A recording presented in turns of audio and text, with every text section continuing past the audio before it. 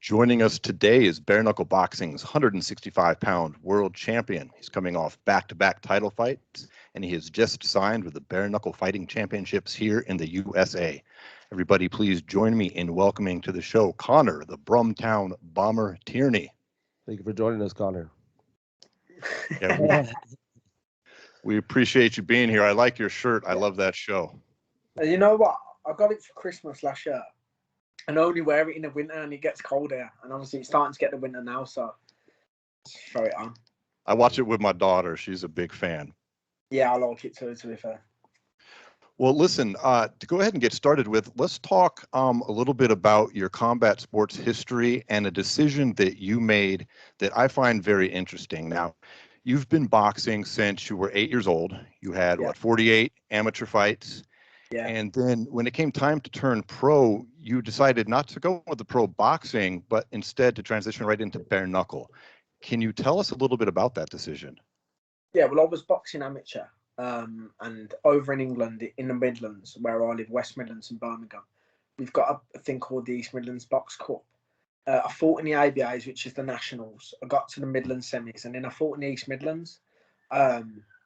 And I don't know, I sort of quit, and I thought, no, I don't want to do it anymore. And everyone was like, why don't you go pro? And I thought, I ain't got really a big enough fan base for it, but I always wanted to be in the limelight. So the thing is, I'm impatient. Like, I don't want to sort of go and fight in a civic hall in front of 500 fans. I want to be fighting in front of 1,000 fans straight away with my face on the TV.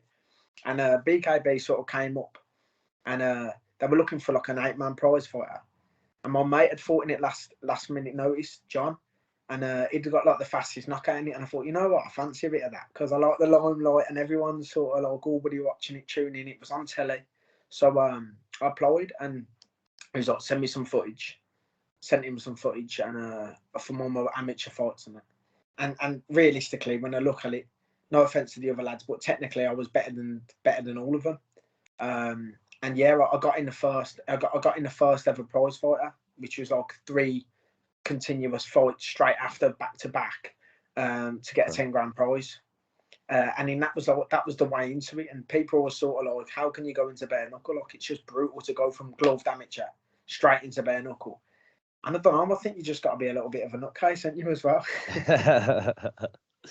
Well, that's perfect. So moving over into the Bare Knuckle Fighting Championships, for people that don't know, you like to get into your opponent's head. You like to, kind of get under people's skin, whether it be social media or in the ring. How do you feel like you're separate from everyone else over here in America? I think, you know what? There's a part of me that's like, yeah, I can be cocky. Yeah, I can be not. Well, I say I'm not arrogant, but some people do say I'm arrogant. But like, I think what it is obviously I can get in your head, but then I'm very humble and I'm respectful as well. So if you meet me in person, everyone meets me. They see me on social media. They see me like on the TV boxing, and they think I'm this absolute arrogant prick. And then when they see me on real life, they're like, "Oh, you know what? You actually really sound like you're a proper nice kid." And I'm just like, "Well, yeah, because obviously I have to put that much. I have to put 110 into the sport. I want to be known. I want to be big. And you're not going to be big sitting under a rock, are you? Do you know what I mean? You've got to get yourself out there." So yeah, I think being in America, I think I've got the perfect personality, to be fair. I think a lot of people like that cocky swagger. But at the same time, meet me in person and I'm humble and stuff, and I'll give you any time of day. I don't care if you're someone who's not a fan and they'll just want to come up and say hello. I'll speak to you. I'll take my time out to you. You know what I mean? I'm not that type of person where I'll be like, no. I'm busy. To me, it's all me. It's not. I want to sort of give back as well. So for sure.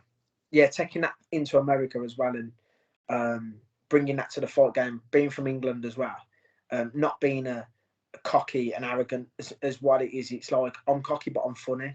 Like, I've got a good sense of humour. And I also take the piss out of myself. You know what I mean? So when I take the piss out of myself, people are like, "Oh, you know what? You're actually quite funny." And I'm like, "Wow, yeah, I know."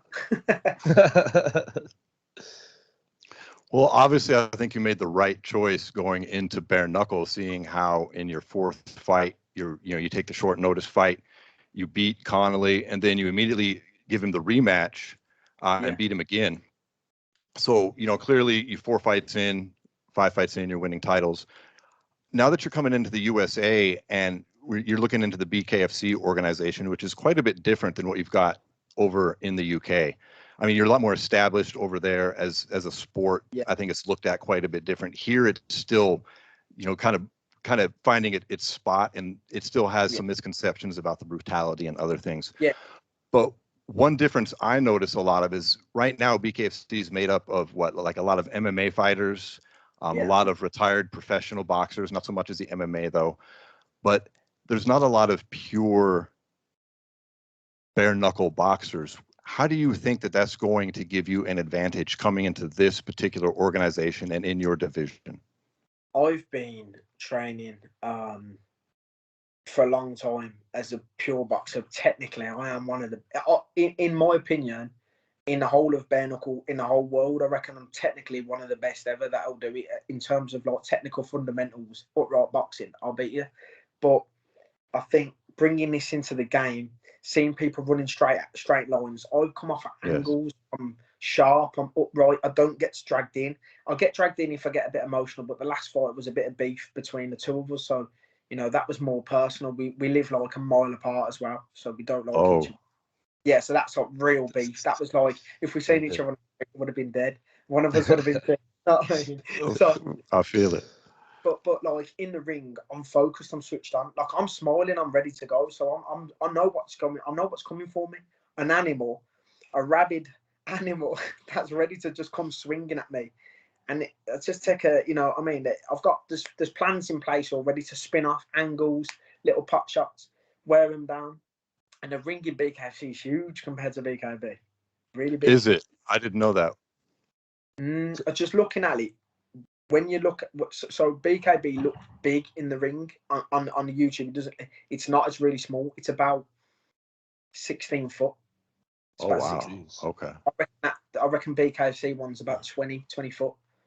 So yeah, square footage wise, that's going to be a lot more room for you to move. I mean, I know you like to move in and out. You come in, you strike, you bounce back out. Your angles are something that you're correct. You don't see a lot of right now in BKFC. No. It's a lot of that just linear in straight line movement, not a lot of head movement. No. And then of course there's the MMA fighters whose their boxing is never as up to par as they think it is. We do cover a lot of that sport, but I have a question that I've just been wondering about bare knuckle boxing in general that kind of relates to this is when it comes to your training camps and your sparring. Like I see what the MMA guys do here in America, which is they just put on the big 18-ounce gloves and they spar with each other. Yeah. And having been an amateur boxer too, like I can't help but think that that's almost like a disadvantage when they step into the bare knuckle ring for the first time and they don't have this big defensive pad in front of them. How do you spar with gloves, and what are your thoughts on that? I spar with 16s and a head guard, and mainly for that is because these are really important, and we don't want to have cuts when we go in. The last thing you want to do is get a big cut in sparring and then go into the fight with, weak skin, because as soon as that opens up, it's going to cause problems. The gloves as well. I mean, you just, I think a lot of people, I mean, I would spar in 4-ounce MMA gloves if I was 10, 12 weeks away. I would never spar in 10, 12. I'd never spar in like 4 to 6 ounce gloves when MMA gloves, that is 4 weeks away, because legally in amateur boxing, it takes 30 days to recover from a head trauma. So if you're sparring 30 days out or 25 days out with MMA gloves and you get caught with a good shot and you're gone on your legs and you have to take a bit of time and there's a bit of concussion there, you're actually, apparently your brain doesn't fully recover for up to 30 days. Now, if you went into the BKFC fight 25 days in and your head's still not all there and you catch another one of them and you're just cold out, it's a risk that you don't want to take. So any sort of risk I'm going to take in my sparring, wherever when I want to go spar the good sort of good level pros that can bang, I'm sparring them like at least 5 weeks away from the fight. I don't want to be taking big punches 4 weeks away and then going into the sort of BKFC where I'm a bit worn down because I've had some hard spars.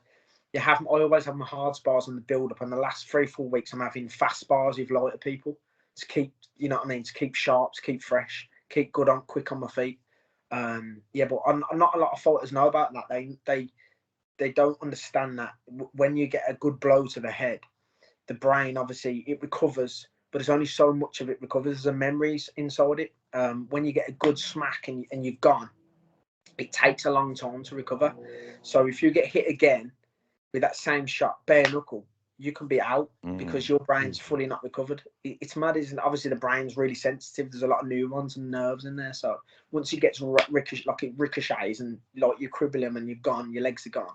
Obviously people don't understand how long that actually takes to recover from it. I mean, I've been knocked out a couple of times, like in the amateurs and BKB, and it takes about a week or two to get actually over the concussion because your head's still a bit, it's still in the back of your head, like you can. So I never ever want to take them risks going into the fight. I always spar with 16-ounce gloves, head guard, but then all my pad work is bare knuckle. My bag work's bare knuckle.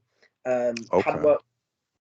People again, pad work with the gloves. I'll do it for the camera because the sound catching the noise makes it look good on the camera.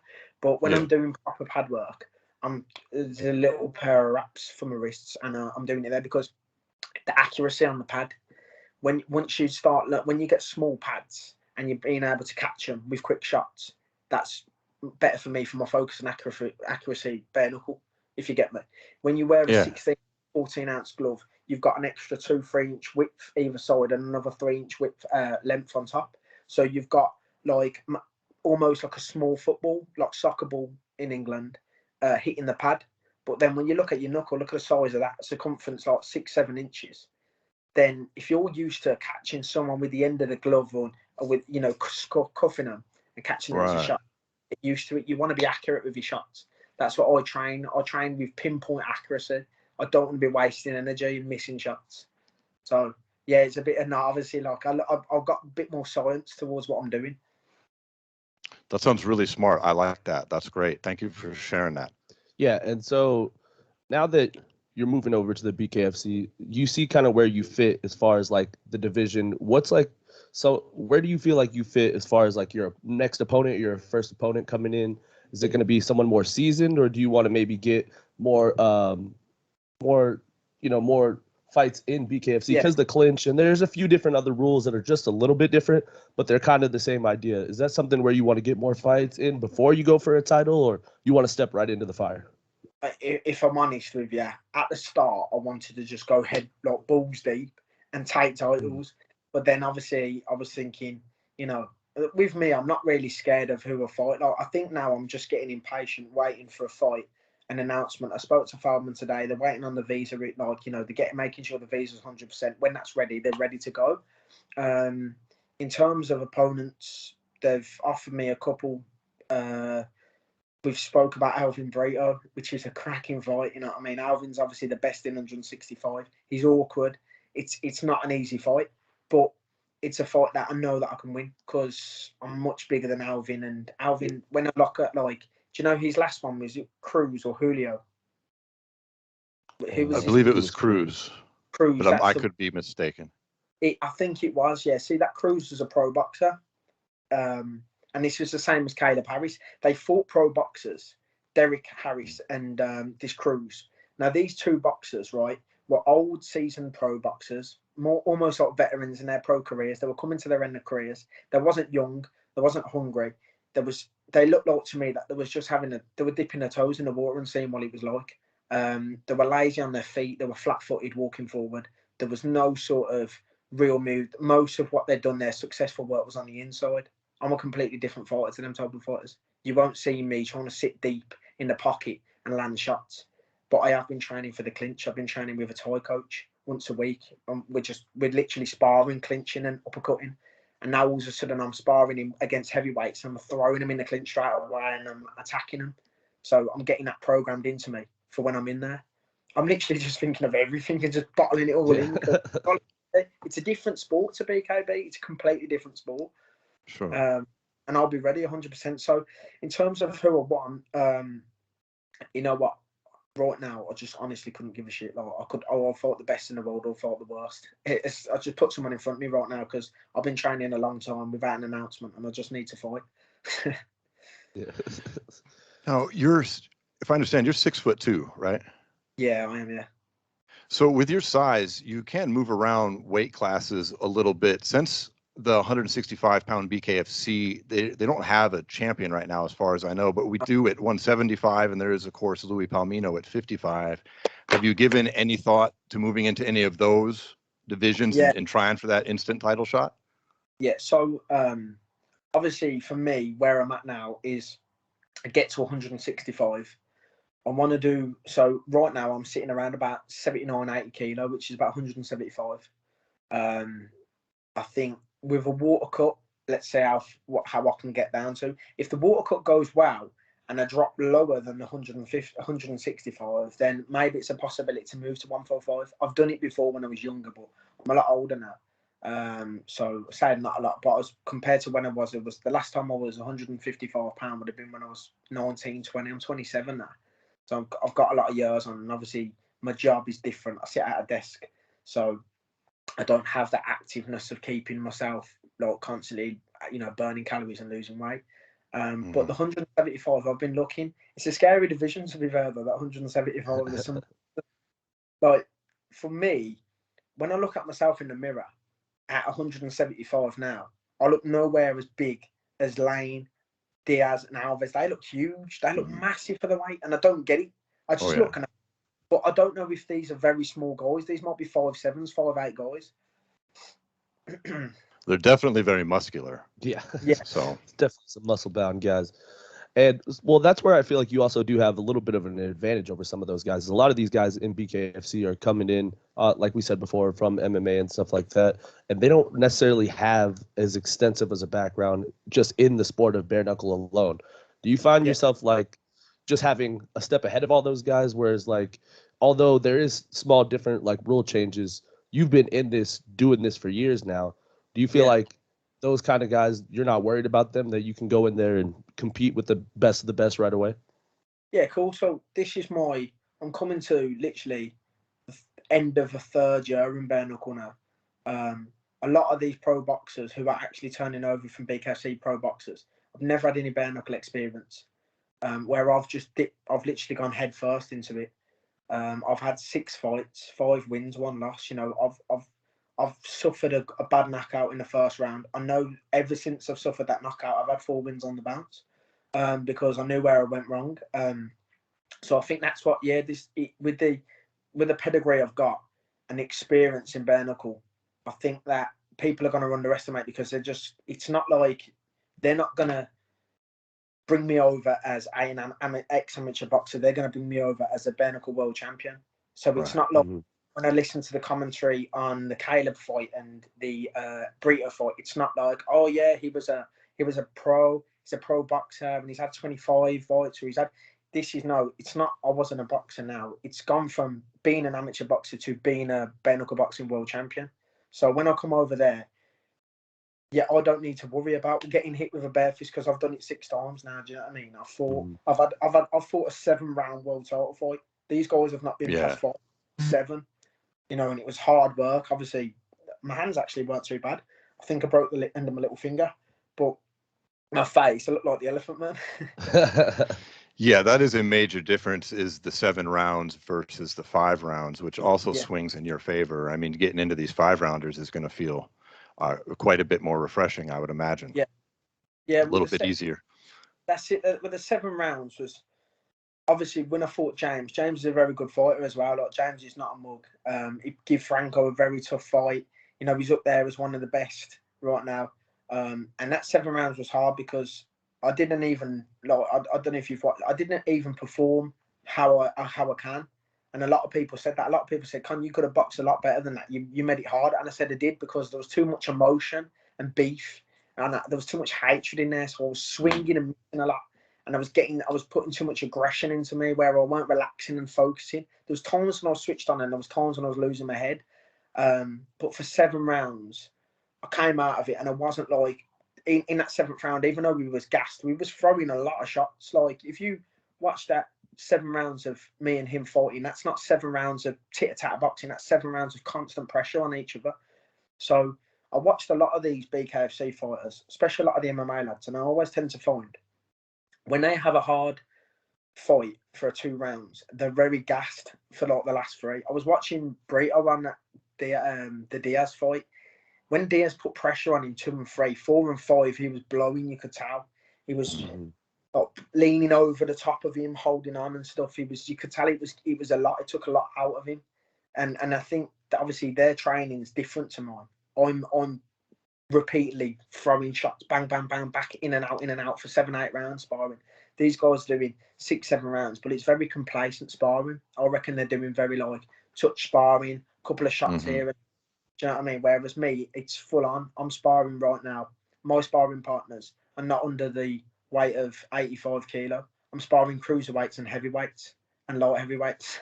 So I'm literally like, I'm in there with 17 stone. I'm with Podmore British champion, Bare Knuckle champion.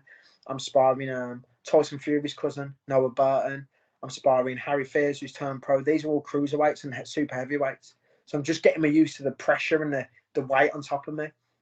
And which obviously, being a bigger person than the people in 165 is going to benefit me, because if I'm moving heavyweights around now and cruiserweights, and when I say I'm moving around, I'm hitting them and I'm hurting them. I'm wobbling a couple of them. I don't know what I'm going to be doing to them 165 and BKFC. Yeah, putting them down. well, we're really looking forward to seeing it, though. That's for sure. I just Hopefully, just get flattened now, not 30. well, hopefully, I know there's been some talk of getting you on this November New York card with BKFC, and hopefully we'll get some news on that in the future, because we know we're really looking forward to your debut. So are our listeners, and I'm sure they'd love to know how to connect with you further. What's the best social media for them to follow you on? Instagram's the best. Obviously, my Instagram at Connor Tierney, CONNOR TIERNEY BKFC. You know what? I'm quite clever to be fair. I'm quick on the ball. I'm not. Well, we know it's late over there. We're in Vegas and you're over across the pond. We appreciate you coming on the show this afternoon for us, this evening for you. We wish you nothing but luck in your debut whenever that happens, and hopefully we can have you back on afterward and talk about how your victory went. Yeah, hopefully. If it doesn't happen November the 6th, I'm pretty sure there's like 3 or 4 more cards after that anyway, the way they're moving. So either way, it'll be a big fight. All right, awesome. Well, thanks so much, man. Thank you for coming on. No worries. Cheers, thanks, guys. All right, thanks a lot.